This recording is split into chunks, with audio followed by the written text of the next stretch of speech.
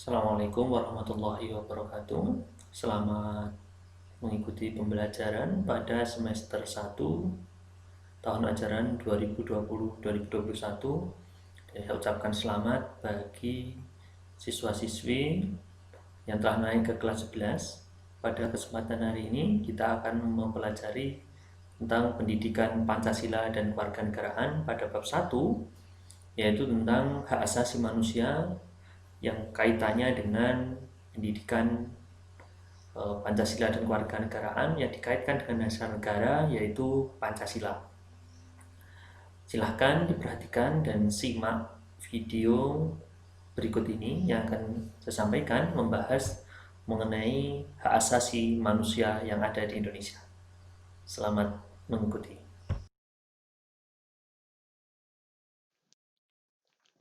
Bab 1. Harmonisasi hak dan kewajiban asasi manusia dalam perspektif Pancasila. Di sini kita akan membahas tentang hak asasi manusia dari sudut pandang atau perspektif Pancasila yang akan kita bahas di bab awal di kelas 11 ini. Oke, yang pertama di sini ada gambar tentang beberapa anak SMA yang melakukan debat kandidat calon ketua OSIS. Di sini mereka menyampaikan pendapat dan aspirasinya. Penyampaian pendapat, beraspirasi, dan lain sebagainya merupakan hak asasi manusia yang ada di Indonesia, hak warga negara yang dijamin dalam undang-undang. Itulah mengapa setiap orang berhak untuk menyampaikan pendapatnya. Nah, karena ini dijamin dalam undang-undang yang ada di Indonesia. Nanti akan kita bahas instrumen apa saja yang mengatur tentang hak asasi manusia yang ada di Indonesia ini. Pengertian dari hak asasi manusia. Oke. Mengambil dua pengertian dari John Matterson, yaitu HAM adalah hak yang ada pada setiap manusia. Tanpa HAM, manusia mustahil bisa hidup sebagai selayaknya manusia. Yang pendapat kedua, berdasarkan Undang-Undang Nomor 39 Tahun 1999, Pasal 1, HAM adalah seperangkat hak yang melekat pada diri manusia sebagai ciptaan Tuhan yang Maha Esa dan merupakan anugerahnya yang wajib dihormati, dijunjung tinggi, dan dilindungi oleh negara, hukum, pemerintah, dan setiap orang demi kehormatan serta perlindungan harkat dan martabat manusia. Nah, inilah dua pengertian yang saya ambil tentang hak asasi manusia. Sebenarnya banyak sekali pengertian-pengertian baik dari para tokoh maupun penjelasan-penjelasan ringkasan rangkuman dari kesimpulan pendapat tokoh. Berikutnya adalah mengenai hak dan kewajiban. Hak dan kewajiban itu merupakan dua hal yang saling berkaitan, saling terhubung, dan tidak dapat dipisahkan. Setiap orang akan menerima haknya setelah melaksanakan kewajiban. Sekarang kita bahas hak adalah segala sesuatu yang akan diterima. Itu adalah hak. Kewajiban secara sederhana diartikan segala sesuatu yang harus kita laksanakan dengan penuh rasa tanggung jawab. Jadi seseorang itu sebelum mendapatkan hak pasti harus melaksanakan kewajiban. Karena hak dan kewajiban merupakan dua hal yang saling melengkapi, ibarat seperti sekeping mata uang yang tidak bisa dipisahkan antara hak dan kewajiban. Berikutnya tentang ciri-ciri hak asasi manusia. Yang pertama bersifat hakiki. Ini artinya memang benar diberikan oleh Tuhan yang Maha Kuasa. Bukan pemberian manusia hakiki yang benar-benar mutlak dari yang Maha Kuasa. Yang kedua bersifat universal, berlaku dimanapun. Nanti akan kita bahas apa yang dimaksud dengan HAM yang bersifat universal. Atau hak asasi itu umum dimanapun berada. Seperti untuk memeluk agama itu dimanapun berada itu sama, berarti universal. Yang ketiga bersifat tetap, tidak dapat dicabut. Siapapun tidak dapat mencabut hak asasi. Untuk hidup, untuk menyampaikan pendapat, semua telah diatur dalam HAM dan tidak dapat dicabut. Nah, itu memang pemberian dari Tuhan Yang Maha Esa. Berikutnya yang keempat, bersifat utuh, tidak dapat dibagi. Setiap HAM itu utuh, karena dalam melaksanakan hak asasi manusia, ada undang-undang yang melindungi tentang hak itu, maka tidak boleh dibagi. Berikutnya, tentang instrumen HAM, atau dasar-dasar hukum tentang hak asasi manusia.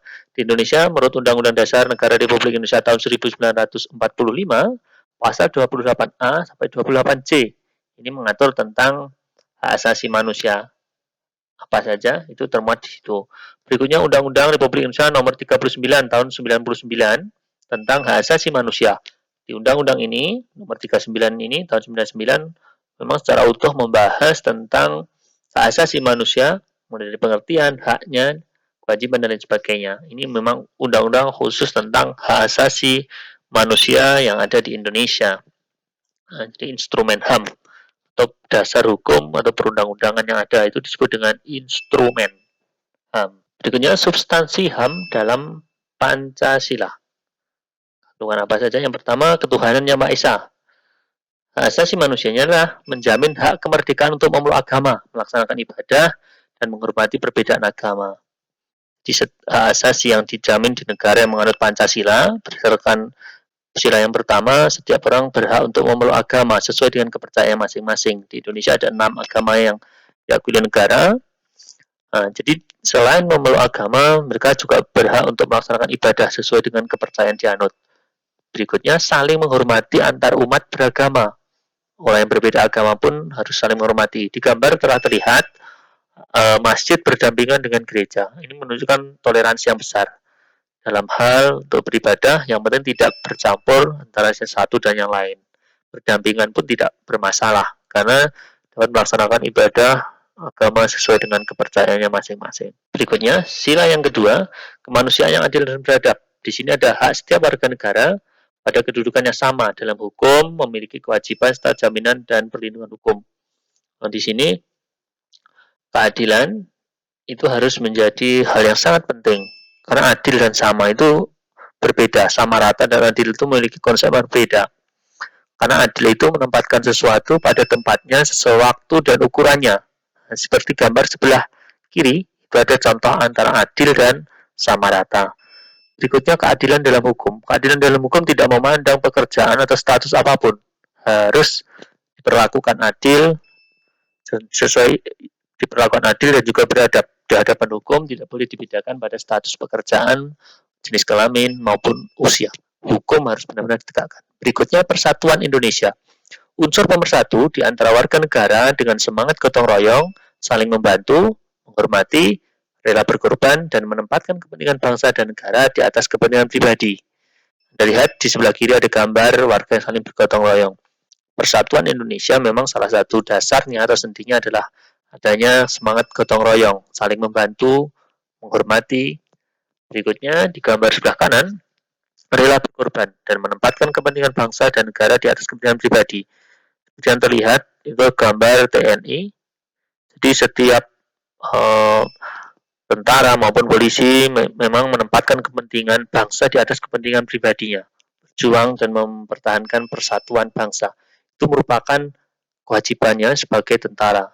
Kita sebagai warga biasa juga memiliki kewajiban untuk menjaga persatuan dan kesatuan bangsa dan negara ini. Berikutnya, kerakyatan dipimpin oleh hikmat kebijaksanaan dalam permusyawaratan perwakilan. Dicerminkan dalam kehidupan pemerintahan, bernegara, dan bermasyarakat yang demokratis. Di prinsipnya, setiap masyarakat berhak untuk mengikuti pemerintahan, bernegara, maupun bermasyarakat dengan tetap mengedepankan unsur demokratis.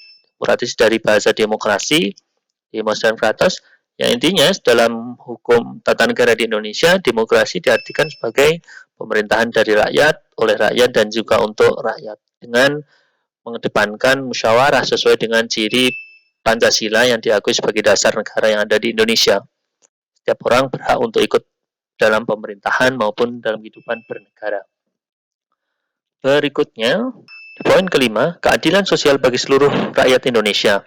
Mengakui hak milik dan jaminan sosial secara perorangan yang dilindungi oleh negara, serta berhak mendapatkan pekerjaan dan perlindungan. Nah, jadi seluruh rakyat Indonesia harus memiliki jaminan sosial, mendapatkan pekerjaan yang layak, mendapatkan jaminan pendidikan, dan lain sebagainya. Di gambar memang masih banyak kondisi di sebelah kiri tentang hukum yang belum memberikan rasa jaminan keadilan. Nah, ini harus memberikan hak yang baik terhadap penegakan keadilan. Dan di sebelah kanan ada beberapa anak yang terlihat di gambar memang potret kemiskinan yang ada di Indonesia masih cukup besar. Nah, ini perlu adanya jaminan sosial tentang penghidupan yang layak bagi warga negara Indonesia. Karena memang diatur dalam undang-undang dan merupakan hak setiap warga negara untuk mendapatkan jaminan kehidupan yang layak. Berikutnya tugas, ada 3 tugas yang harus Anda kerjakan. Yang pertama, tentang mengapa negara harus melindungi hak-hak warga negara melalui peraturan perundang-undangan. Yang kedua, apa hubungan antara hak dan kewajiban? Dan yang terakhir, menurut kalian, bagaimana pelaksanaan HAM di Indonesia?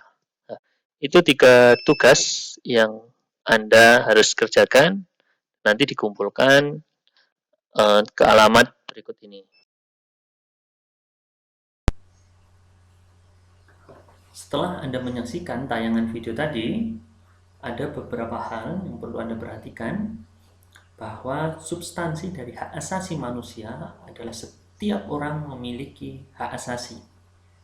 Bahwa setiap manusia memiliki hak asasi yang melekat, yang diberikan oleh Tuhan yang Maha Kuasa. Nah, dari akhir pembahasan ini, jangan lupa Anda kerjakan tugas yang telah saya sampaikan di akhir video tadi, dan kirim tugas yang ditulis tangan di kertas dan difoto, dikirim ke nomor yang ada di bawah ini. Saya ucapkan terima kasih. Selamat mengikuti pembelajaran selanjutnya. Assalamualaikum warahmatullahi wabarakatuh.